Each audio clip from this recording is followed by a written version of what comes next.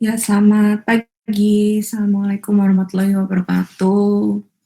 Ketemu lagi di perkuliahan arsitektur Nusantara ya.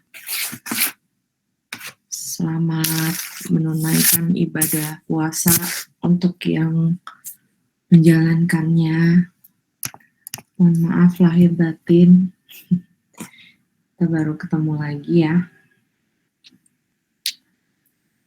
Sudah saya tunggu sampai pukul 7.50.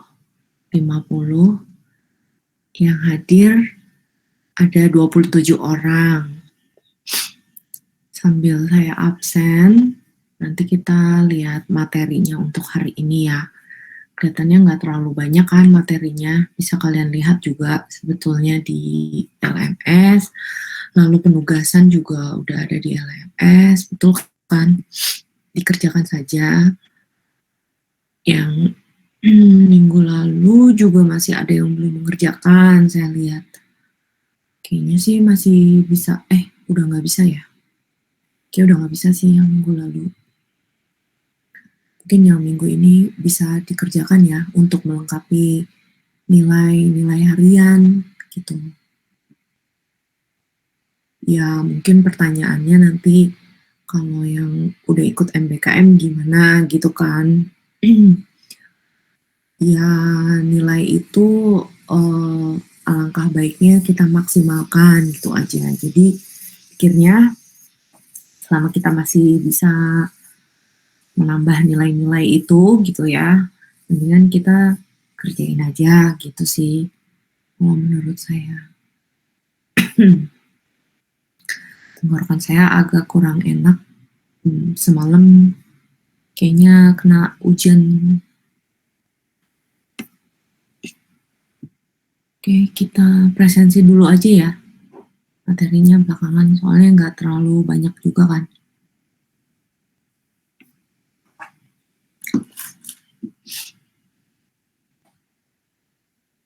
Salmanul ada nggak? Muhammad Salmanul Farisi.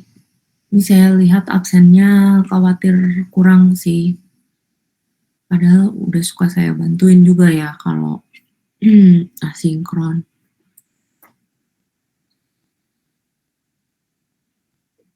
Karisma. Hadir, Bu.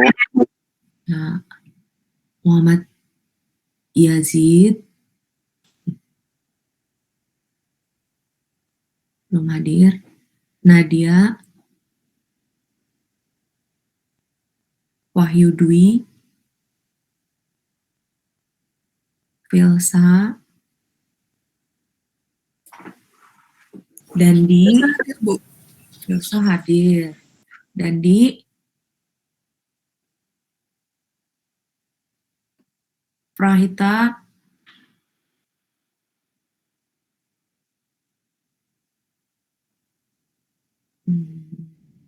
Goldi. Nanti yang MBKM belakangan ya, nanti saya ada catatannya kok. Cuman saya panggil aja dulu sekarang ya. Fatih. Aswantania. Hadir, Bu. Ya, Baby. Hadir, Bu. Terinza. Hadir, Bu. Ya. Muhammad Yasaf. Sayaf. Sayaf ada saya. Hadir, Bu. Hadir.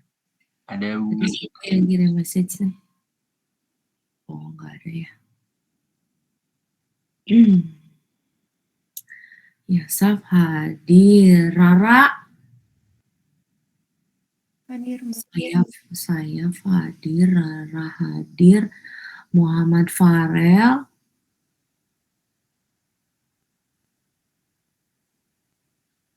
Maulida. Nabila. Dekret. Hadir, Bu. Muhammad Fahmi. Hadir, Bu. Ya, Salsabila. Hadir, Bu. Ya. Alivia.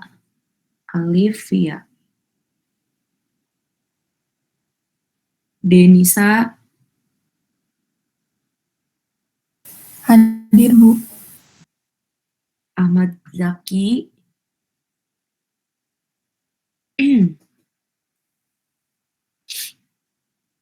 Meilinda.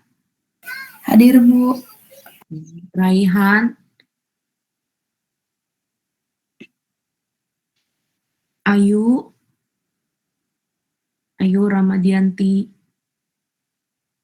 Ahmad Gazi. Hadir Ibu. Ya. Arifah. Hadir, Bu. Erza. Hadir Bu. Aprilia. Hadir, Bu. Safira. Marina.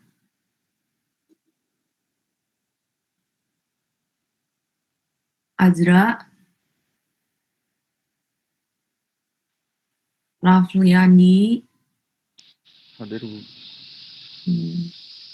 Asmahan. Hadir, Bu. Igit. Safa. Anggita. Hadir, Bu. Indah. Galuh. Hadir, Bu. Galuh ada. Hadir, Bu. Kalau Indah belum ya. Larasa TV. Hadir, Bu. Adila. Dina. Dina hadir, Bu. Zara. Hadir, Bu. Indah Nur. Vivi. Hadir, Bu.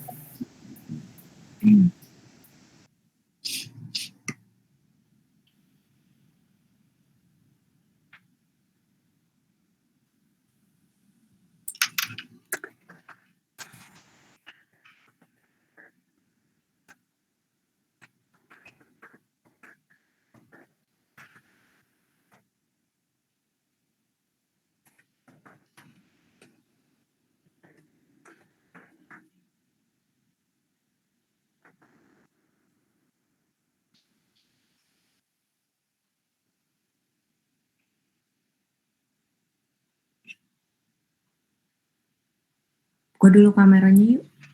Kita foto dulu sejenak. Ibu maaf, Lisafa hadir. Safa.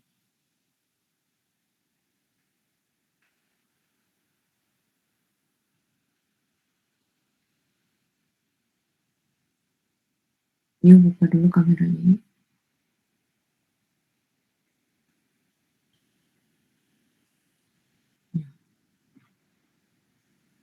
Rara, kamunya mana Rara? Kamu teh buka kamera aja. Kamunya di mana? Ini bukan webinar ya, ini kuliah dengan saya yuk. Aduh. Kalian tuh udah tahu belum sih si MBKM itu kan diperpanjang ya? Maksudnya dilanjutkan gitu. Kita diamanatkan kembali gitu untuk semester ini. Dengar-dengar sih sampai semester depan. Nah, kalian masih semangat untuk menjalankan dengan komposisi yang tetap atau mungkin ada yang mau pindah program atau ada yang temen kalian mau nambah gitu. Saya cuma pengen tahu aja sih. Sebenarnya saya juga belum lebih jelasnya saya belum tahu sekarang seperti apa gitu kan. Cuman saya dengar aja kemarin kan saya ke kampus, saya suka ke kampus tuh kemarin piket hari Rabu. Terus kedengarannya seperti itu. Yuk kita foto dulu deh. Udah lumayan banyak yang membuka kameranya.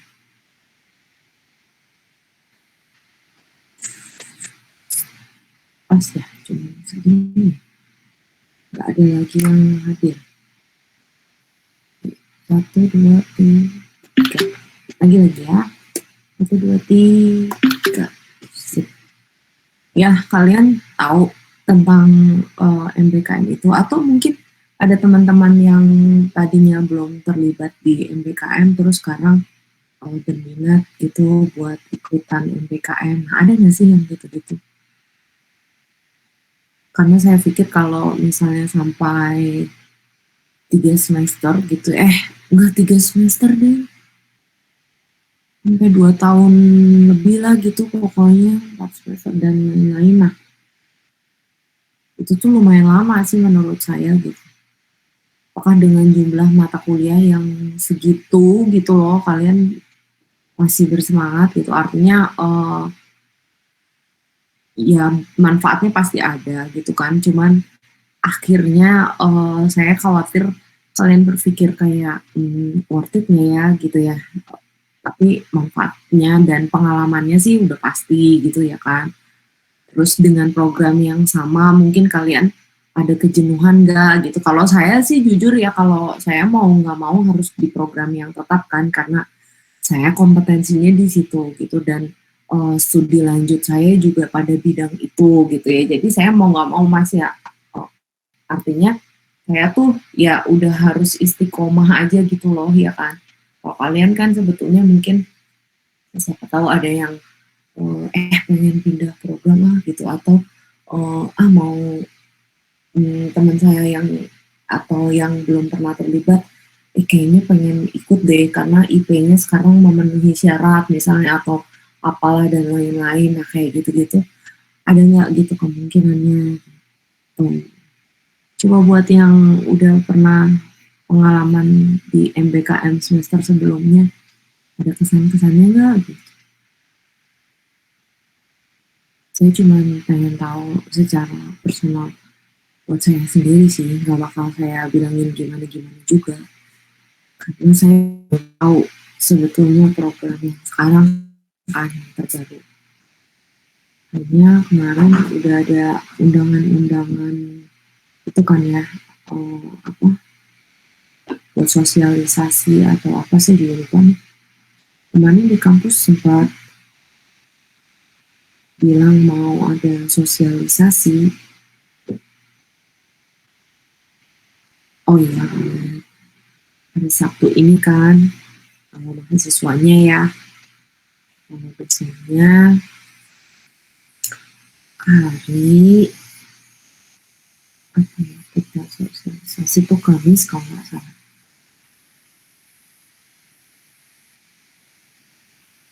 Oh iya hari ini betul siang. Untuk yang kaliannya besok.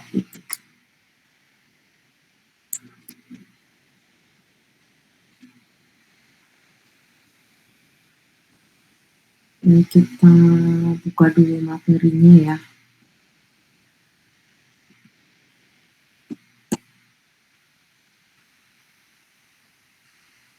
Materinya nggak cukup banyak, cuman saya ulas saja karena barangkali dari kalian ada yang belum melihatnya atau belum sempat baca atau dan lain-lain.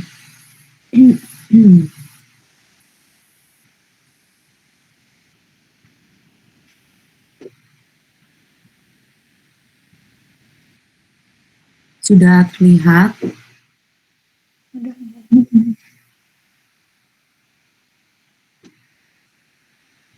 Menjawab cuma satu orang, yang lain berharap masih bisa dengarkan saya ya.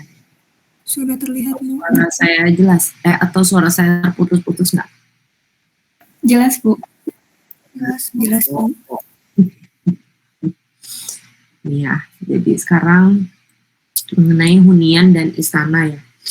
Periodenya di periode Islam. Di sini posisi kita sekarang ada di sini.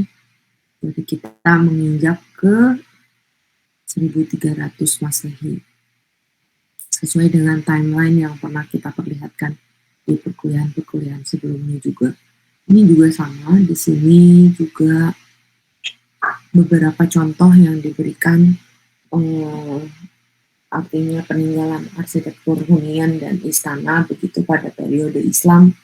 Ini ada beberapa contohnya berikut dengan bentuk akulturasi dan transformasinya di bangunan-bangunan tersebut.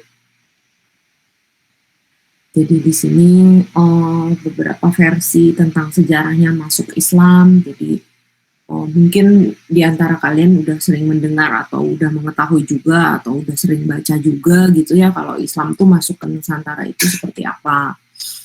Tuh, jadi kalau yang dicatatkan di sini salah satu contohnya di abad ke-7 Masehi dibawa oleh pedagang dari Arab. Jadi memang bentuknya adalah perdagangan begitu. Islam dikenalkan di Nusantara dengan kegiatan berdagang begitu ya. Masuk pada abad ke-13 Masehi oleh para pedagang dari Gujarat ya. Dalam sejarah yang terkenal pedagang-pedagang yang pertama itu ya dari Gujarat ini gitu ya. Makanya kita tahu gimana bentuk perdagangan yang ada di Nusantara ini begitu ya, atau mulainya mereka berjualan, kemudian kita contoh begitu dan lain-lain, dan itu masuk pengaruh Islam pertama kali di Nusantara. Kemudian selain kerajaan yang bercorak Hindu-Buddha di Nusantara, berdiri juga kerajaan Islam saat itu. Jadi setelah Hindu-Buddha yang lalu ya, perkuliahan atau materi yang lalu-lalu, kemudian di sini masuklah kerajaan Islam gitu. Tentu saja ada sejarahnya di Nusantara. Jadi ada bukti-bukti di sini. Bukti-bukti kalau kerajaan-kerajaan Islam mulai bermunculan, dipengaruhi oleh kerajaan Sriwijaya begitu, lalu Sriwijaya menurun, lalu digantikan kembali oleh Mubalik yang telah masuk dan memeluk agama Islam sebelumnya. Dan di sini mulai gencar penyebaran Islamnya, mulai merambah begitu ya, mulai banyak begitu penganut agama Islam, khususnya di sekitar Malaka. Kemudian puncaknya terdapat di beberapa kerajaan Islam, Selat Malaka, Kerajaan Perlak, Kerajaan Malaka, dan Samudra Pasai. Kemudian semenjak Kerajaan Majapahit mulai mengalami kemunduran, jadi udah Majapahit itu terus mulai mengalami kemunduran, kemudian terdapat kerajaan Islam berikutnya lagi begitu, jadi bermunculan seperti Demak, Panjang, Kerajaan Islam Mataram, Kerajaan Islam Cirebon, Islam Banten, dan lain-lain. Karena penyebarannya mulai menyebar rata begitu ya. Jadi dari utara, selatan, barat, timur itu mulai menyebar. Jadi mulai banyak kerajaan-kerajaan yang dibuat pada masa Islam ini. Nah, di sini kita lihat ada Kerajaan Perlak, kerajaan Islam pertama yang berdiri di Indonesia pada saat itu dikenal dengan Nusantara. Jadi awal mula istilah Nusantara itu adalah di sini, begitu. Pada saat itu Perlak merupakan salah satu kota dagang yang sangat terkenal. Nah, karena pengaruh Gujarat tadi ya, ke sini kan pertamanya. Nah, jadi akhirnya si Perlak ini terkenal lah dengan sistem perdagangan tersebut, begitu. Raja pertama Sultan Alauddin Said Maulana Abdul Aziz Shah gitu ya. Jadi ini beberapa nama mungkin ya, kalau zaman sekarang ada nama Maulana, ada nama Aziz gitu ya, ada nama Abdul, ada nama Said. Nah itu udah diadopsi dulu gitu. Jadi dulu nih udah digunakan nama-nama ini jadi satu rangkaian nama raja gitu ya. Kerajaan Perlak atau Kerajaan Paula ini didirikan sekitar pertengahan abad ke-9. Nah, ini salah satu teori atau salah satu literatur mengenai akulturasi, yaitu dari Argyros Carolus tahun 1984. Memang ini udah sangat tua ya, literatur ini juga udah harus diupdate lagi gitu. Dan berikutnya ada Kuncoro Ningrat juga masih di tahun 90 begitu, yang akulturasi itu sudah kita ketahui di pertemuan-pertemuan sebelumnya sebetulnya adalah proses pencampuran begitu ya dari beberapa adat atau beberapa budaya yang terdapat di Nusantara ini lalu menjadi satu kesatuan Di sini adalah tahapan dari akulturasi tersebut gitu. Satu pertemuan budaya di mana budaya luar diperkenalkan oleh akulturasi asing begitu. Jadi di sini itu proses tahapannya dari peradaban Islam, peradaban Hindu-Buddha, lalu ada budaya Neolitikum Nusantara, kemudian jadi akulturasi budaya periode Islam. Jadi yang periode Islam, jadi akulturasi di sini garis besarnya adalah akulturasi yang terjadi pada periode Islam. Nah, berarti kayak gini gitu. Jadi dari peradaban ada Hindu-Buddha dengan Islam tersebut, kemudian menjadi budaya Neolitikum di Nusantara. Inilah yang disebut dengan akulturasi budaya periode Islam. Kemudian menurut Kunchoro-Ningrat 1990 yang digarisbawahi, akulturasi bertahannya kedua unsur kebudayaan yang bertemu tanpa salah satu mendominasi yang lainnya, sehingga menenggelamkan bahkan menghilangkan kebudayaan yang lebih lemah. Jadi intinya menurut Kunchoro-Ningrat tidak ada salah satunya yang menjadi dominan atau menenggelamkan salah satunya begitu. Jadi ini sama-sama 50-50 lah gitu ya. Peradaban-peradaban tersebut setengah-setengah menjadi bentuk kebudayaan baru, yaitu kebudayaan Neolitikum Nusantara, dan inilah yang disebut akulturasi budaya periode Islam begitu. Kemudian tahapan keduanya dalam proses akulturasi itu jadi asimilasi. Jadi dari akulturasi, asimilasi nanti jadinya transformasi gitu ya. Nah ini mungkin teman-teman dari MBKM mungkin udah lebih tahu harusnya contoh-contohnya begitu ya. Jadi kalau akulturasi itu sampai mana, lalu ada penyerapan budaya pendatang menjadi tatanan hidup yang bersinergi, nah itu jadinya asimilasi. Nah, kalau transformasi itu udah bisa dibilang dia berubah gitu ya. Jadi artefak budaya atau norma baru yang unik berbeda dayanya dengan budaya asli dan pendatang, sehingga ada salah satunya yang mendominasi begitu atau sudah membaur begitu. Nah, itu udah jadi transformasi ya. Jadi berubah gitu. Direinterpretasikan terus-menerus ke arah bentuk kebudayaan baru begitu. Jadi kalau transformasi ini menjadi bentuk kebudayaan baru, hasil dari bahan perubahan atau awalnya berakulturasi gitu ya, awalnya bercampur gitu jadi akulturasi, kemudian ada penyerapan, ada asimilasi, jadi penyerapan mana yang lebih kuat begitu, mana yang ternyata bisa melebur gitu ya. Nah, akhirnya jadi transformasi gitu ya. Jadi kalau mau meredesain itu bisa jadi akulturasi, atau mungkin kalian mau membuat ornamen-ornamen atau bentuk-bentuk atau memilih elemen interior yang merupakan transformasi gitu ya dari budaya A misalnya dari B. Nah kayak gitu jadi penerapannya ya. Nah, ini salah satu contoh lagi kekuasaan pemerintahan di Samudra Pasai. Ini bisa terlihat dari warna yang hitam gitu, lumayan mendominasi. Jadi di Sumatera Utara terbentuklah kerajaan Islam pertama di Indonesia pada tahun 1292. Namun Islam sendiri baru masuk ke Pulau Jawa 250 tahun kemudian. Nah, jadi setelah 250 tahun dari 1292, nah itu mulai kerajaan-kerajaan Islam. Sehingga pada saat Islam sampai di Pulau Jawa, kebudayaan Hindu-Buddha sudah melekat kuat di masyarakat Jawa. Jadi sebelum masuknya pun juga kebudayaan Islam itu sudah ada begitu. Berkembang di masyarakat yang telah memiliki bangunan yang berciri khas Hindu-Buddha gitu ya. Jadi sebetulnya udah menganut Islam begitu, tapi bangunan-bangunannya masih berciri khas Hindu-Buddha. Disinilah mulai akulturasi tersebut terjadi gitu ya. Nah, tercermin pada transformasi arsitektur pada masa peralihan tersebut. Nah, udah tercermin tuh akulturasinya, kemudian di situ juga sudah mengalami transformasi begitu ya. Jadi pergeseran itu sudah menjadikan artefak baru begitu, bentuk-bentuk bangunan pada masa peralihan tersebut. Nah, inilah salah satu bentuk akulturasi yang bisa kita lihat sampai sekarang.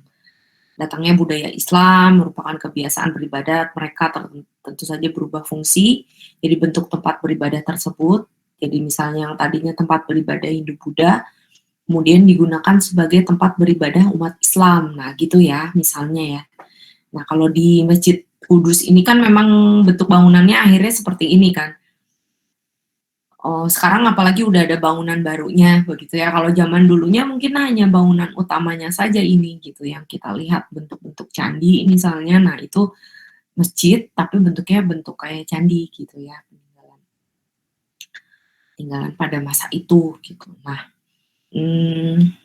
ini adalah salah satu keunikan gitu yang akhirnya sampai sekarang masih sering kita temui masih sering kita temui atau kunjungi untuk kegiatan kuliah lapangan gitu ya di perkuliahan arsitektur Nusantara ini. Masjid adalah perpaduan antara budaya Islam dengan budaya Hindu-Buddha, ya inilah buktinya begitu. Di Indonesia untuk menilai atau mengkaji hasil kebudayaan arsitektur Islam pada masa penyerapannya oleh budaya lokal adalah berupa bangunan arsitektur masjid, istana-istana, makam-makam para raja, monumen hasil peninggalan yang asli masih dapat jelas yaitu di batu nisan. Yang lalu juga udah pernah kita lihat ya, di batu nisan ini terlihat sekali begitu. Jadi bentuk-bentuk ini sangat kuat. Ada Hindu-Buddhanya, lalu tapi tulisan-tulisan Arabnya jelas nyata di situ begitu ya. Ini adalah contoh nisan makam Raja Paseh, di mana bentuk perwujudan gaya arsitektur Islam tercermin di makam tersebut ya. Gaya Hindu-Buddhanya juga tetap tidak ditinggalkan, masih ada di sini. Ya, nih kemudian pemahaman transformasi bentuk di Pulau Jawa masuk kedatangan budaya Islam dapat dilakukan proses akulturasi budaya lama, yaitu Jawa, Hindu, Buddha. Mungkin ada yang tahu ini adalah contoh gate atau gerbang atau pintu masuknya dari sebuah istana di mana Surakarta ya. Ya, contohnya. Jadi di Pulau Jawa ini salah satunya terlihat hasil dari perdagangan Arab dan Gujarat ini terlihat di sini. Warnanya gitu ya, kelihatan dari warnanya, lalu dari simbol-simbolnya gitu. Ini ada naga-naga di sini. Tetapi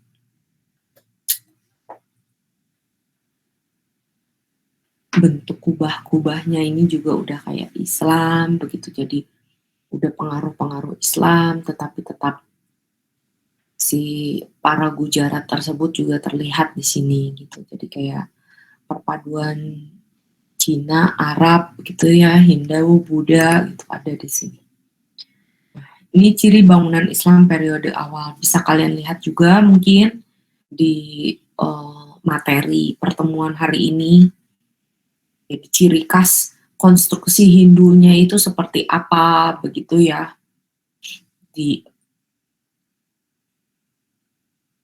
Ada kepala, badan, kaki, jadi dibagi menjadi 3 begitu. Yang atapnya bertumpuk nih, di sini atap bertumpuk seperti ini. Bentuk limasan, menyusun makin ke atas makin kecil. Nanti ada pembahasan lagi, ini kenapa kok makin ke atas makin mengecil gitu ya. Nah itu ada kepercayaan, keyakinan dari filosofi bangunan tersebut gitu ya. Ini makin merujuk ke atas, begitu makin mendekatkan diri pada yang maha kuasa, begitu misalnya ya. Salah satunya yang diyakini hal tersebut. Kemudian di sini ada tanda-tanda candra sangkala, atau ini ada ornamen-ornamen untuk tahun pendiriannya, misalnya zaman dulu tuh nyaris kayak gini kan ada. Sekarang tuh kayak balik lagi gitu loh. balik lagi nggak sih? Jadi ada beberapa yang memberikan tahun-tahunnya di situ gitu ya. Jadi ini pemiliknya siapa gitu, atau ini pendirinya siapa, kemudian tahun berapa gitu ya. Mungkin nanti bisa dipopulerkan lagi, hal tersebut bisa menjadi sebuah ornamen untuk bangunan yang kita dirikan misalnya gitu ya. Nah, ini arsitektur Islam juga banyak dipengaruhi oleh kebudayaan Persia. Nah, ini pengaruh Persia nih. Ada bentuk dan fungsi di sini. Jadi hal ini disebabkan kedekatan hubungan antara Khalifah Islam dengan Kekaisaran Persia, terutama pada abad ke-7. Bahkan bisa dikatakan bahwa desain arsitektur Islam merupakan perkembangan dari arsitektur Persia. Nah, jadi di sini tuh terlihat bentuk-bentuk Persia yang gini ya, ini yang bulat-bulat gini nih. Terus ujung atasnya juga bulat, tapi dia ada berapa sudut gitu sih. 6 sudut kalau nggak salah, atau 7 sudut gitu ya. Nah, ini tuh garis-garis lurus-lurus, tapi jadinya seperti bulat gitu. Ini tuh Persia banget gitu yang gini tuh. Jadi ini udah Islam dengan Persia gitu. Pilar-pilar ditopang jadi lengkung-lengkung bangunan ditopang oleh pilar-pilar, nih pilar-pilar besar begini, nih Persia. Nanti ada Persianya yang klasik juga gitu ya, kalian bisa lihat Da Vinci itu gitu, kalau bangunan-bangunan itu ya. Nah di situ yang akan dipelajari lebih lanjutnya gitu untuk kajian arsitektur Nusantara ini. Menggunakan batu bata, di sini ada batu bata, biasanya ada terlihat bata-bata yang masih ekspos, jadi di finishing tapi batanya masih terekspos tapi dicat lagi misalnya kayak gitu ya. Nah, ada taman juga di sekeliling masjidnya, jadi biasanya si taman yang luas itu ada di sekitar masjid tersebut. Lalu ini ada Kesunanan Kartosuro, sebuah kerajaan di Pulau Jawa. Ini berdiri tahun 1680 dan berakhir tahun 1742. Meskipun sisa-sisa bangunannya masih ada kan di sini. Jadi ini merupakan kerajaan yang hasil dari pecahan Kesultanan Mataram yang tadi gitu ya. Si Mataram itu hancur karena dia berpecah gitu. Makanya kita kalau punya dinasti itu gitu ya, dan kita membangun sebuah kerajaan misalnya, hati-hati perpecahan itu terjadi gitu, karena itu akan menghasilkan kerajaan-kerajaan baru kan. Tidak bisa dipungkiri, mungkin banyaklah contohnya ya dalam kerajaan-kerajaan atau kesultanan, atau mungkin kalau kalian punya keturunan raja gitu, atau panglima-panglima di zaman dulu gitu yang membentuk punya bangunan sejenis bangunan kerajaan yang ditinggali. Nah, tapi dengan anak cucunya udah membesar, misalnya dengan sendirinya, itu biasanya memecahkan. Mereka punya idealisme masing-masing, bikin lagi bangunan-bangunan. Nah, itu kalau dicatatkan dalam sejarah mungkin 1000 tahun yang akan datang gitu ya, walau alam ya, kalau dunia ini masih ada, atau berpuluh-puluh ribu tahun yang akan datang, itu akan menjadi sejarah gitu loh. Intinya kalau sejarah tuh gitu kan, ada batasnya kan. Jadi kalau udah lebih dari berapa puluh tahun itu udah bisa dijadikan sebagai catatan sejarah gitu. Nah, ini adalah contoh. Mungkin saat itu Kesultanan Mataram itu juga nggak bakal sadar kan, cuman akhirnya mereka ya begitu terkenalnya gitu kan, masa itu juga memang memerintahkan sebuah daerah gitu, akhirnya kita catatkan sampai sekarang gitu ya. Nah, ini yang contoh Kartosuro ini, istana kerajaan Mataram di masa Hindu beralih menjadi kesultanan karena pengaruh budaya Islam. Ini dari gerbang masuknya bentuknya terlihat sekali gitu ya, ada tiba-tiba ada kubah-kubah di gerbangnya saja, berbeda dengan yang sebelumnya kan, yang ada dari Persia bulat-bulat, apa ada yang bentuknya betul-betul seperti candi gitu. Nah kalau ini atap meru gitu, sudah ada istilahnya lagi, ini berbeda lagi bentuk lengkungan, kubahnya juga sudah berbeda, ini lengkungannya udah di sini ya. ada pengaruh Arabnya di sini gitu. Jadi ini kayak keraton tapi kayak gate masjid malah gitu ya. Kalau yang tadi masjid tapi gate-nya kayak gate keraton menurut saya gitu. Atau mungkin punya pandangan lain banyak lah ya. Nah ini juga ada peninggalan lain yaitu gentong batu, yoni, lingga, masjid zaman Pakubuwono X serta tombak Kiai Jangkung, tombak Kiai Slamet. Jadi itu merupakan sebuah kompleks. Jadi di satu kompleks di situ tuh terdapat ini gitu ya. Jadi gentong batu, yoni, lingga, masjid, lalu ada tombak-tombak, keraton juga tentunya ada. Jadi di lingkungan Kedaton sudah berubah menjadi tempat pemakaman kerabat keraton. Jadi karena udah terlalu banyak yang meninggal dan dimakamkan di situ, akhirnya jadi komplek pemakaman. Ini keraton Kesepuhan. Ini letaknya sangat besar di alun-alun Cirebon. Beberapa waktu lalu atau baru-baru inilah bisa dibilang ya, karena udah masuk masa pandemi, sebetulnya di pertengahan masa pandemi yang mulai membaik saat itu, kita udah pernah kunjungan ke sini sama dosen-dosen. Semester lalu, rasanya belum lama kok, masih di semester lalu. Nah, di sini juga kita banyak diskusi karena banyak objek yang akan kita kembangkan di sini nantinya untuk MBKM itu gitu ya. Atau siap-siap aja jadi apa enggak nih gitu. Nah, ini akan kita bagi-bagi karena banyak di sini terdiri dari beberapa fungsi bangunan gitu di dalam keraton ini, sehingga bisa kita bagi-bagi untuk kajian yang sesungguhnya gitu, apakah dari akulturasinya atau bahkan sudah ada transformasi di situ atau sejarahnya seperti apa gitu, sehingga muncul ada keramik-keramik di sini gitu ya. Kemudian ada motif-motif yang tersembunyi pada bata-bata ini gitu, ada fungsi-fungsi lainnya gitu. Jadi hanya bata bersusun seperti ini, tapi ternyata mereka punya pertimbangan tersendiri kan di bangunan ini gitu, dan gaya bangunannya memang kayak candi gitu, mirip kayak candi. Padahal ini adalah keraton gitu. Gitu ya, ada Siti Hinggil dan lain-lain. Nah, ini keraton Kesepuhan, ada benteng dengan tempelan keramik dari Cina. Nah, keramiknya dari Cina-Cina ditempel-tempel di sini dan sangat random sih kalau kita perhatikan. Mungkin ini bisa jadi satu penelitian sebenarnya gitu ya, dari si keramik-keramik ini tuh ada kode-kode tahunnya kan biasanya. Atau ini keramik Cina yang pada masa siapa gitu, kekuasaan siapa. Nah, ini juga bisa dilihat. Untuk ornamen yang sesederhana ini udah bisa kita kaji gitu loh. Jadi banyak banget, satu keraton ini tuh banyak sekali bentuk. Belum lagi dari tipografinya, misalnya jadi letak-letak posisi fungsi bangunannya, nah itu juga bisa dilihat. Ini arsitektur gaya Hindu dengan ornamen keramik Cina. Nah ini Siti Hinggil, ini si gerbang Siti Hinggil ini ya. Jadi artinya Siti Hinggil itu sendiri itu katanya kan tanah yang tinggi, lemah, dhuwur dalam bahasa Cirebonnya.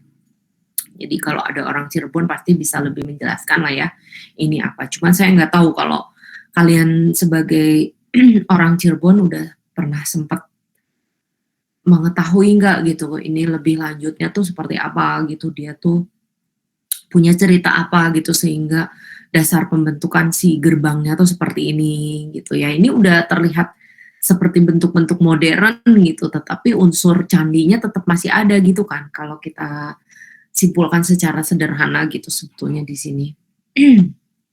Nah, ini gaya arsitektur Majapahit mengikuti perkembangan zaman saat ini. Jadi ini tuh dianggap yang udah paling update lah gitu, ngikutin perkembangan zaman sekarang gitu. Tetapi tetap dipertahankan dari materialnya gitu, dari si batu-batu merahnya ini tetap digunakan.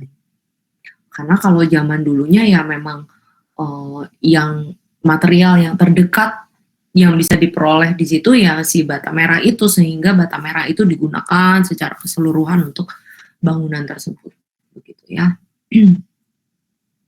Kemudian di dalam si gerbang Siti Hinggil tersebut terdapat 5 bangunan tanpa dinding. Jadi kayak pendopo-pendopo gini tuh ada 5 di situ. Utama bernama Malang Semirang. Bangunan ini memiliki 6 tiang. Ada 6 tiang. Ini baru satu loh. Baru satu pendopo gitu si Malang Semirang ini. Memiliki 6 tiang yang melambangkan rukun iman. Ada lagi yang rukun Islam, yang satunya lagi sebelah sana. Jadi di kompleks ini dari perbangunannya saja sudah bisa kita catatkan gitu ya, ada apa saja ini, pertimbangan apa saja, sehingga dari mulai atapnya, ujung atapnya seperti ini, kemudian bentuk atapnya limasan tetapi hanya tumpuk 2 gitu, lalu tiangnya ada 5, ada yang 6, ada yang 4 kalau nggak salah di situ ya. Kemudian ornamen apakah ini yang dianggap sebagai kaki atau sebagai landasan atau base-nya untuk kita duduk apa dan lain-lain. Nah, ini tuh banyak gitu ya di sini.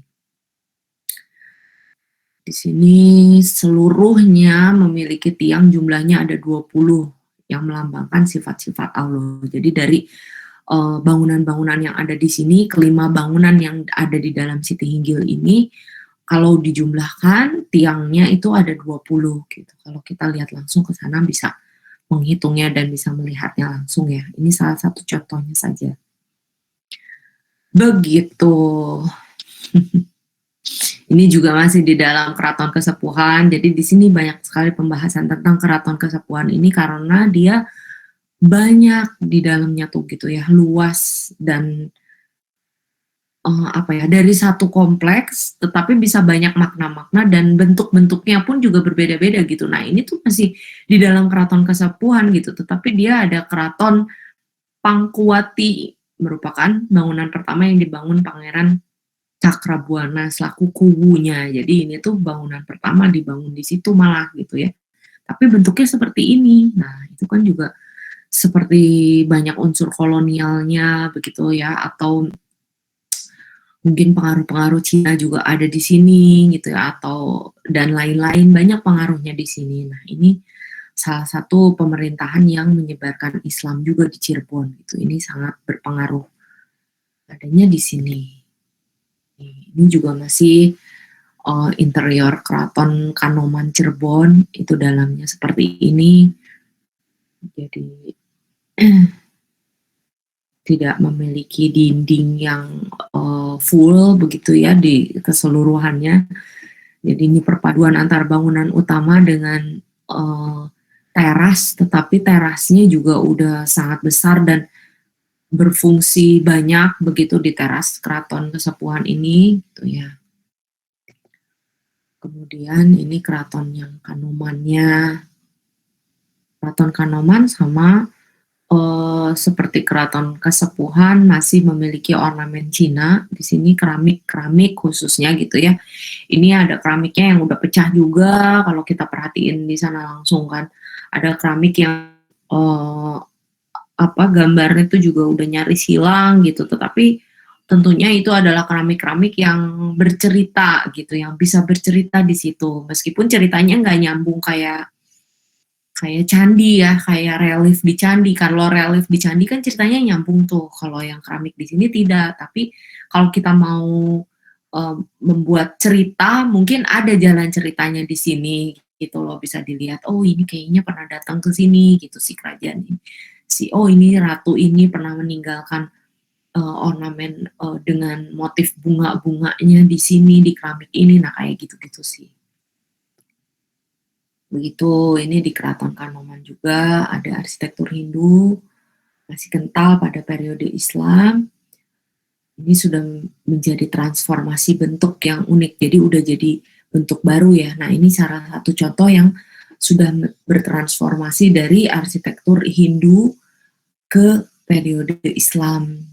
Jadi ini tuh udah banyakan Islamnya kan, sebenarnya udah lebih ketutup gitu, terus ujung-ujungnya juga motif-motifnya sudah lebih tertutup begitu ya, jadi udah kayak rapi, udah kayak tembok biasa aja gitu di sini.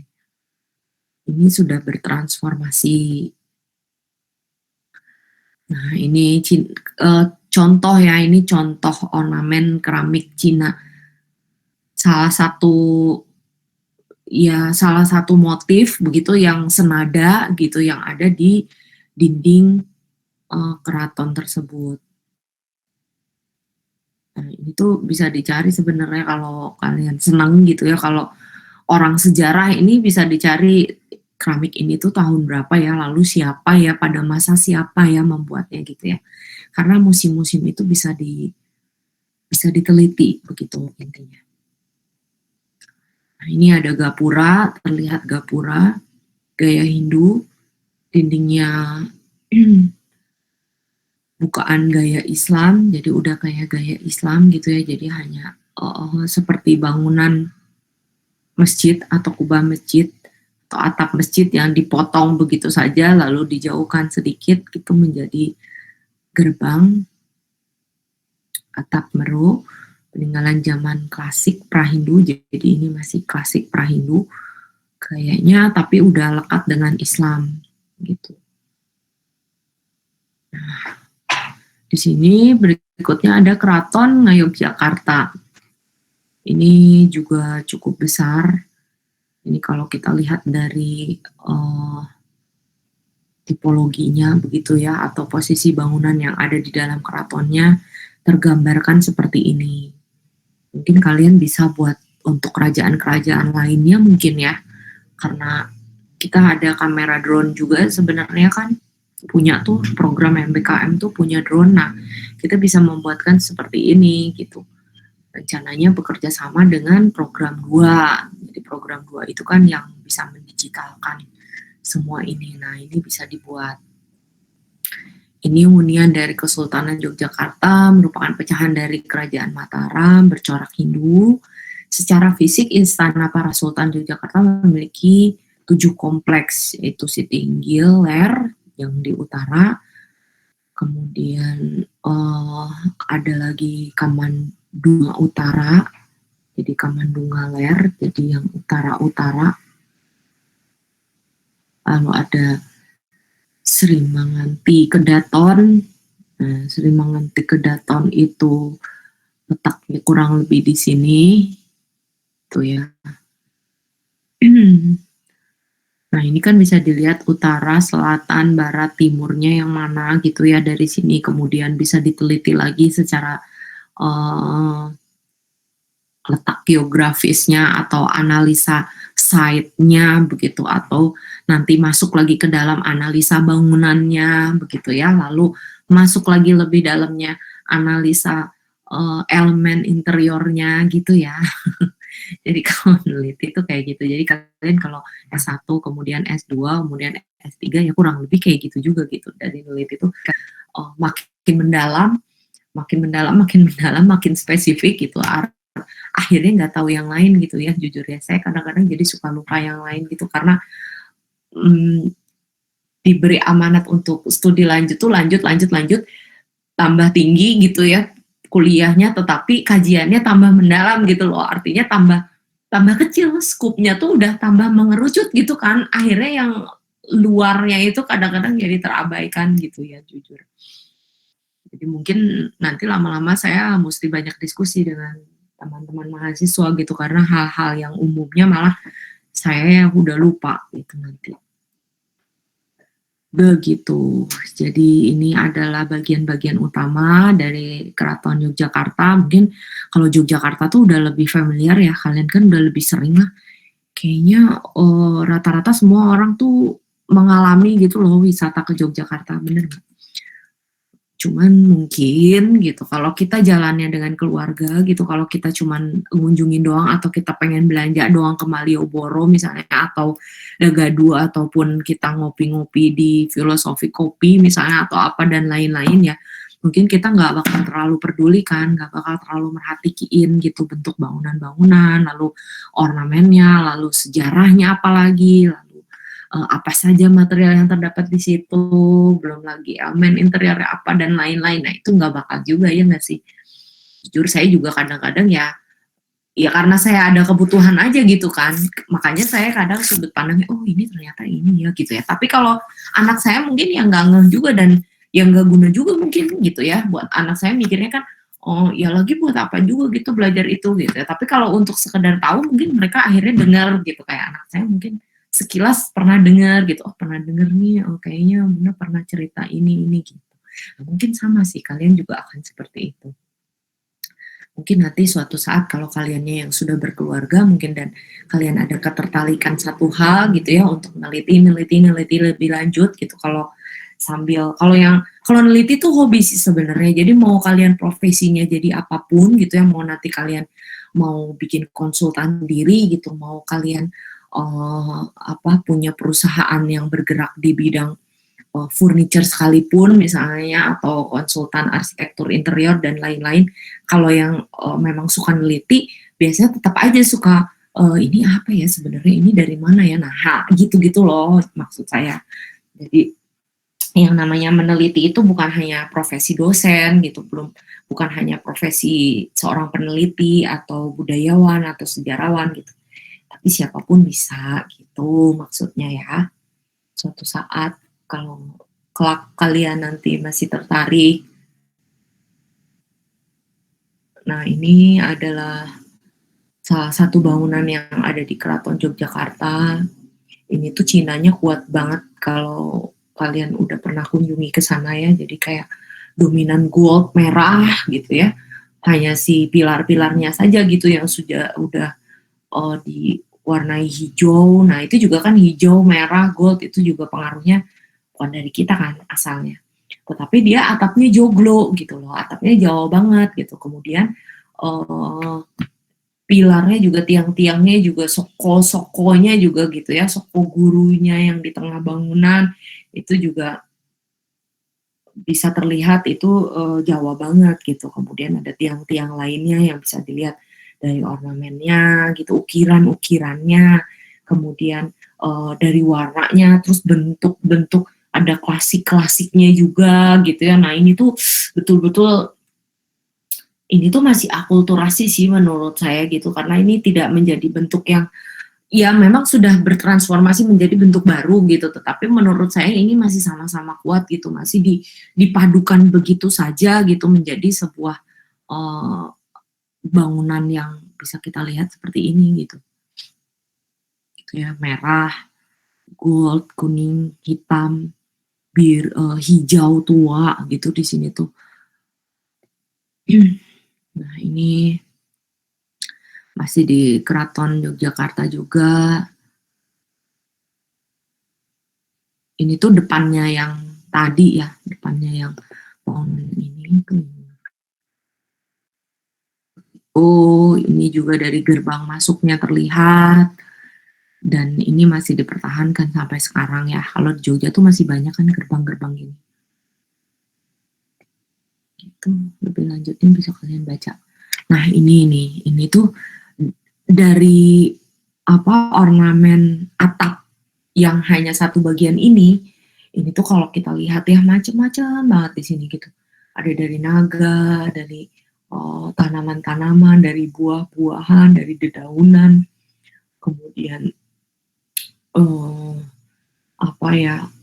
kepercayaan untuk menolak bala gitu ya, ada di sini gitu, ada di komposisi si binatang tersebut begitu ya, si naga tersebut. Jadi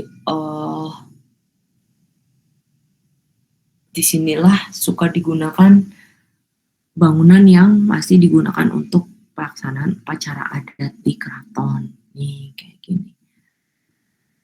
Coba kalian perhatiin setiap gerbang itu juga ada pembeda-pembedanya gitu ya.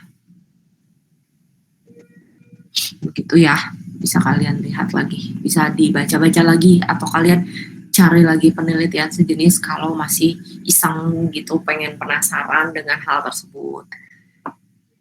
Sekian kalau pembahasan mengenai hunian dan istana di periode Islam ya. Ini nggak ada videonya, tapi di sini dibilangnya video. Dulu saya sempat juga produksi video ini nih di zaman belum pandemi sebenarnya, tapi saat itu sudah mulai membuat konten digital. Ada nggak yang ingin bertanya? sebetulnya memang saya mendongeng sih, jujur saya memang merasakan hal tersebut gitu. Jadi saya tuh lagi ngedongeng. Karena ini adalah peninggalan, karena ini adalah sejarah gitu. Jadi tidak ada lagi yang bisa kita bantah ya nggak sih? Cuman kalau penasaran-penasaran lainnya ya mungkin bisa kita teliti lebih lanjut atau bisa kita obrolin lagi, diskusin. Enaknya kalau neliti kayak gitu kan kita sambil ada di sananya gitu sih sebenarnya.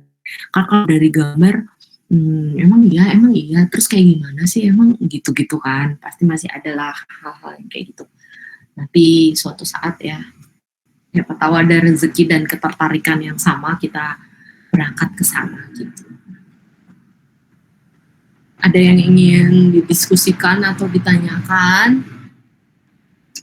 Atau ada yang masih ingin membuat presensi? Jangan ya, sebenarnya kalian tuh kalau udah di akhir-akhir perkuliahan ini usahain nggak lagi minta presensi ya. Cuman saya tuh gimana ya, kadang-kadang suka nggak tega gitu loh. Itu nggak tegaan, makanya suka bisa dimanfaatin. Iya, gimana? Ibu, tadi saya telat masuknya, belum di absen. Ya iya pasti. Manfaatin lagi banyak lambat. Dan sering-sering ya lambatnya ya, kalau betul-betul Iya, yang tidak bisa dihindari banget aja. Nanti kalau yang MBKM nanti saya lihat catatan dulu, nanti saya tambahkan kok. Nah,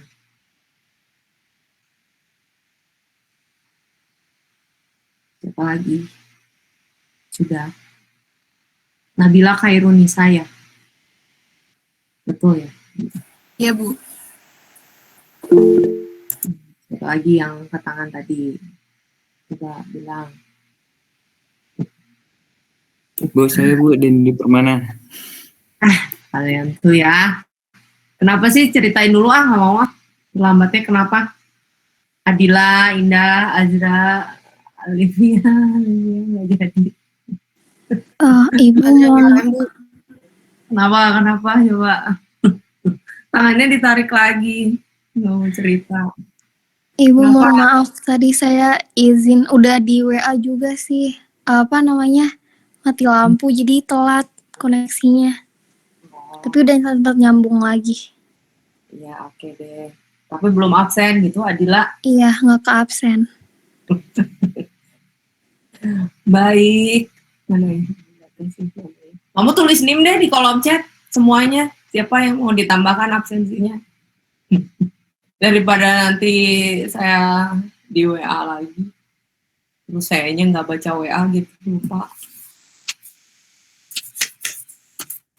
Kalau di WhatsApp itu bisa saya pin sampai 20, saya pin kayaknya semua gitu ya. Saya nggak lupa. Adila, oke. Bentar.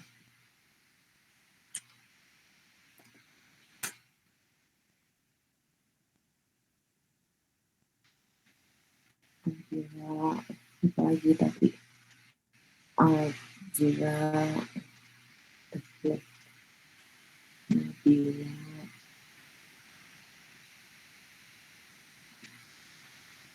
Ini saya cari-cari.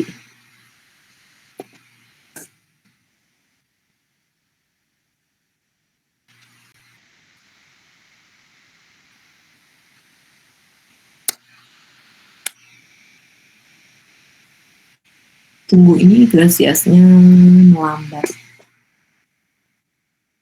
Saya membukanya pun susah.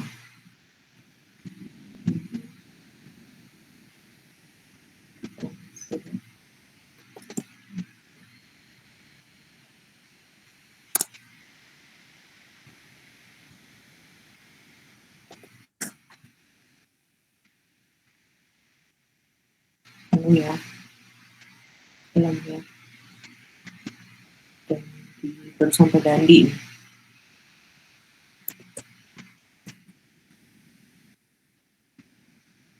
boleh sering-sering ya kalau ada perkuliahan. Toh kan kalau asinkron pasti saya absen kan, ya enggak? Kalian tuh udah, kalau saya asinkron tuh kesempatan untuk mendapat bonus dari saya gitu loh. Jadi kalau pas saya lagi memungkinkan untuk perkuliahan, ya kalian nanti lah. Kasih tahu, saya kan biasa kasih waktu tuh. Jadi pas join, terus ternyata sayanya ada, nah kasih tahu temannya, kuliah. Gitu. Ya kalau biasanya sih saya kalau nggak kasih kabar berarti saya akan membuka kelas meet. Tapi kalau misalnya saya akan asinkron, beberapa saat pasti saya kasih kabar itu ya, pokoknya ya, oke, katanya gitu. Bentar lagi kita udah mau UTS. Lumayan sih, masih ada 8 lagi harus kalian jaga absensinya. Biar kalian lulus ya, harus lulus semua ya. Saya males deh kuliah teori gini kalau ada yang nggak lulus. Terus nggak lulusnya tuh gara-gara nggak bisa ujian karena absensi. Kenapa sih gitu? Sesusah apa sih absen di masa online ini, ya kan? Ya enggak. Sudah saya submitkan. Clear ya? Oke, semua Terima kasih, kan? Bu. Baik Bu, terima kasih. Oh, belum lagi nanti ini tahu kalian kalau misalnya kan saya tuh upload itu kan bukti evidence perkuliahan kan. Terus kan pasti kan di video saya di uploadan saya yang pertama tuh kan kelihatan jumlahnya berapa. Terus saya tetap mengabsenkan gitu sebanyak 40 sekian orang. Nah nanti saya kayak niat bohong gitu loh. Nah kayak gitu juga.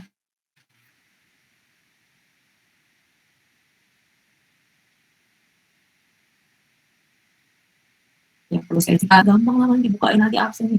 Ya iya saya gampang, saya tinggal begini aja ya kan. Nah cuman dampak dari sininya gitu loh, tahu sendiri ya. Nanti kalian kalau kelak diberikan takdir untuk menjadi dosen di TELU, kalian bisa merasakan begitu. Sekarang dosen di interior aja udah banyak loh, udah generasinya udah generasi ketiga kali ya. Jadi ada dosen saya dulu gitu ya, tapi nggak ada di interior sih, di FIK maksudnya. Ada dosen saya dulu di FIK, terus ada saya, terus ada mahasiswa saya gitu kan yang jadi dosennya nggak. Nah sekarang tuh udah 3 generasi. Nah kalau kalian hadir di situ ya mungkin bisa jadi kalian enggak sih, kalian masih generasi ketiga sih ya.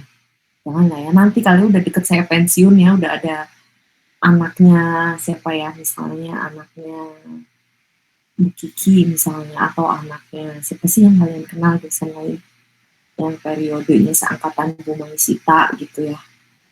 Anaknya udah jadi dosen juga misalnya, itu terjadilah generasi keempat ya kalau kita bicara mengenai silsilah kedosenan.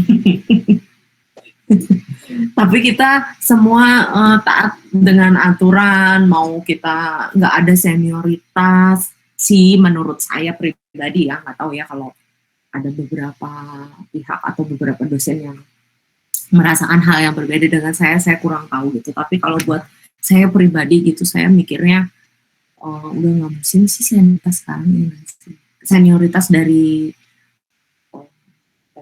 pengalaman gitu maksudnya, atau dari usia apalagi gitu ya, atau dari masa kerja misalnya atau apa gitu. Kalau buat saya pribadi sih, saya doang gitu kayaknya nggak ngaruh gitu ya, gitu tuh udah out of date banget gitu deh ya. Karena ya ngapain itu capek-capekin.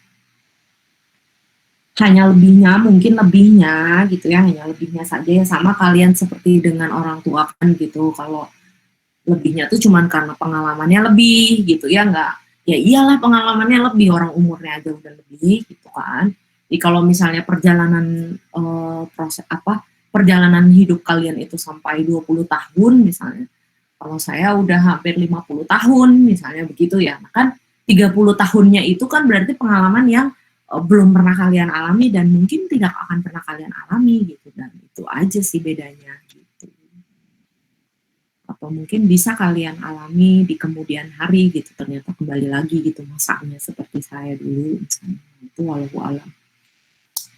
Begitu ya, cukup ya. Udah rada haus nih saya ya. Ibu Inggit mau bertanya Bu, untuk UTS itu gimana ya Bu sistemnya, terus yang MBKM UTS. Iya Inggit, ini tuh ada kok, ini tuh ada. Nanti kamu tanyakan aja pas sosialisasi ya. Tapi kalau yang saya ketahui sampai saat ini, ternyata yang MBKM itu tetap harus ikut gitu loh. Jadi kalian tuh, makanya kalau di kelas saya ini kan kadang-kadang absen juga yaudah sih saya absen aja gitu ya, karena saya lumayan prihatin gitu sama kalian. Nah tapi ada beberapa dosen yang memberikan saran, ya udah tetap aja sih kayak gitu dijalanin gitu loh. Masalahnya nanti UTS gitu ya, nanti keputusannya nanti ya udah deket-deket UTS ya. Masalahnya nanti kalau pas UTS bisa aja sih saya bilang ya udahlah nggak usah gitu yang MBKM program 1 misalnya, karena kan nilainya udah ada di saya misalnya gitu, nanti saya uploadkan misalnya nilainya. Nah bisa aja kayak gitu kan, tetapi yang jadi masalah adalah administratifnya. Kadang-kadang si LAA itu melihat daftar kan, lihat daftar gitu loh, terus hasil ujiannya gitu loh, atau apa, nah kayak gitunya loh gitu. Jadi kayaknya sih mungkin gitu beberapa dosen pun berpikir ya udah sih amannya udah kerjain aja gitu, meskipun nanti nilainya ya udah gimana nanti. Nah kayak gitu kayaknya kesimpulan sampai saat ini ya, kecuali kalau nanti ada bentuk administratif yang emang privilege lain gitu, yang memang resmi diberikan oleh akademik gitu. Karena kan yang MBKM tahun ini tuh baru interior doang gitu, yang mendapatkan hibah tuh baru interior aja gitu, sementara akademik tuh pasti menyamaratakan semua prodi. Nah itu masalahnya gitu. Bisa dipahami ya ini kurang lebih ya, tapi nanti akan saya jelaskan lagi udah deket-deket UTS nih ya. Iya Ikit sama-sama. Ya Ikit, ada lagi nggak yang mau bertanya? Bu, nanya Bu, UTS-nya soal Bu. UTS-nya soal sih kayaknya. Soal sih setahu saya, tapi nggak tahu deh. Kalau misalnya saya sih pengennya pilihan ganda. Kalian lebih suka take home gitu soal yang disubmitkan, atau suka langsung ke pilihan ganda terus dia langsung keluar nilai? Sukaan mana? Saya take home Bu. Gimana yang lainnya? Oh, nggak tahu ya. Ya sih kadang-kadang kalau take home tuh mahasiswa juga lebih tenang gitu ya, ngerjainnya bisa besok deh, yang penting bisa submit gitu kan. Bebas. Kalau dosen, jujur kalau versi dosen enakan di LMS karena dia udah nilai sendiri. Tapi kalau misalnya ada error sistem, jadi kayak misalnya kalian tuh submitnya telat, terus apalah kendala jaringan dan gitu ya. Nah itu tuh juga jadi ribet sih, males gitu kadang-kadang kalau yang ngandelin LMS gitu. Jadi ya positif negatifnya ada. Kalau saya sih hayu aja deh gitu, mau apapun. Kalian tinggal kuat-kuatan doa aja tuh maunya apa. Kalian berdoa. Karena soal UTS itu minggu ini si dosen-dosen tuh nyiapkan. Saya alhamdulillah berbebas dari soal karena saya sedang tidak diberikan amanah menjadi koordinator. Karena saya tugas kuliah itu harusnya 0 SKS tahu kalian tuh. Kalau di prodi lain tuh kalau lagi di tugas kuliahin kayak saya tugas belajar ya, bukan izin belajar ya. Jadi beasiswa di Telkom itu ada izin belajar dan tugas belajar. Nah, kalau kayak saya tuh tugas belajar, jadi saya memang ditugaskan. Saya kalau nggak dikasih tugas mah nggak akan mau gitu sekolah. Nah itu tuh harusnya kalau tugas belajar tuh 0 SKS. Jadi saya tuh nggak boleh dikasih majalah, nggak boleh dikasih ngebimbing TA, nggak boleh apalah dan lain-lain. Tapi ya berhubung satu dan lain hal, akhirnya saya tetap harus mengajar dan membimbing TA. Tapi alhamdulillah saya nggak jadi koordinator gitu ya. Jadi saya nggak bikin materi, bukan nggak bikin materi, kalau materi bikin sih. Kayak Arsinus ini juga saya bikin. Nggak bikin soal. Apaan tuh? Ih, kucing saya suka naik-naik tahu. Kucing anak saya lebih tepatnya, saya tuh rada nggak terlalu berani. Tapi yang apa cuek aja, nggak yang horor banget. Sudah ya, ada lagi nggak yang mau tanya? Ayo tanya mumpung saya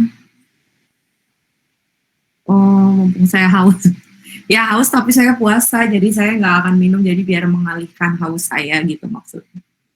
Sok apa tanya sok? Ngabuburit yuk, sampai maghrib mau nggak?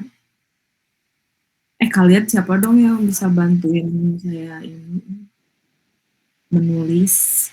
Enggak, yang berminat.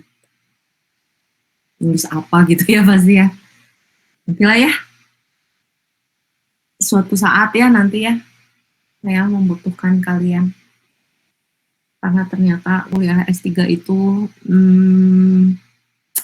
satu kata ya buat kuliah S3 nih ya. Siapa tahu kalian mau kuliah S3. Apa ya satu kata ya, nggak ada sih satu kata. Kalau satu kata effort kali ya. Kalau satu kalimat banyak kalimat. Udah ya kayak saya jadi ngomong sendiri ya udah tuh ya, kalian juga udah boboin, cukup lah sama saya boboinnya.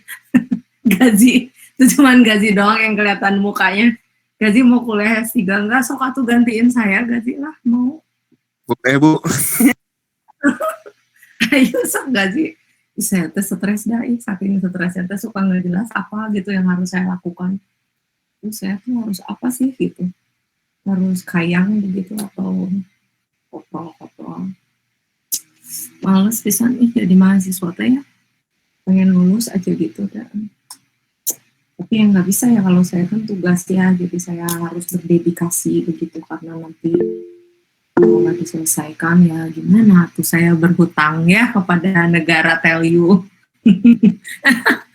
Jangan sampai, aduh doain ya, jangan sampai coy ya jangan ya. Banget ya, ayo tuh sok jangan saya aja yang curhat atau kalian yang curhat atau sok saya dengerin sok. Aduh tapi 31 orang nyampe sih maghrib kayaknya ya. Yuk. Atau jangan maghrib atau ya sampai jam berapa ya, jam 4 aja ya. Habis itu kita jalan-jalan sore gitu, nyari-nyari tajil, makanan gitu apa dan lain-lain ya. Dan anak saya pada sekolah tahu kosong, jadi rumah saya kosong, suami saya kerja work from office, terus anak saya pada sekolah gitu, saya aja gitu yang sedang di rumah gitu ya. Kemarin saya udah ke kampus soalnya saya menjaga juga sih, nggak mau sering-sering ke kampus dulu karena memang kewajibannya kan 1 minggu 2 kali, saya 2 kali tapi rutinnya saya 1 kali ke kampus gitu. Karena waktu saya pabelit sama survei. Ayo, udah ya, tuh ya cukup ya, Gazi ya, kan kamu mah nggak mau cerita apa-apa Gazi. Nanti ya kapan-kapan ya kalau kita ketemu di kampus kalian nyapa saya, karena saya belum tentu ingat sama kalian, bukan saya sombong, tapi emang saya suka hilang ingatan gitu ya. Ya udah atuh, terima kasih ya atas kehadirannya ya Nabila. Oke, dadah. Terima kasih ya. Untuk yang berpuasa, selamat melanjutkan ibadah puasa, perbanyak amalan supaya nilainya bagus. Ada nggak hubungannya? Kalau ada hubungannya mah saya mau beramal terus biar nilai kuliah saya bagus ya. Nggak usah belajar, kita ini santuni siapa gitu, anak yatim siapa, usah belajar, mau saya gitu. Ya udah, baik, cukup ya.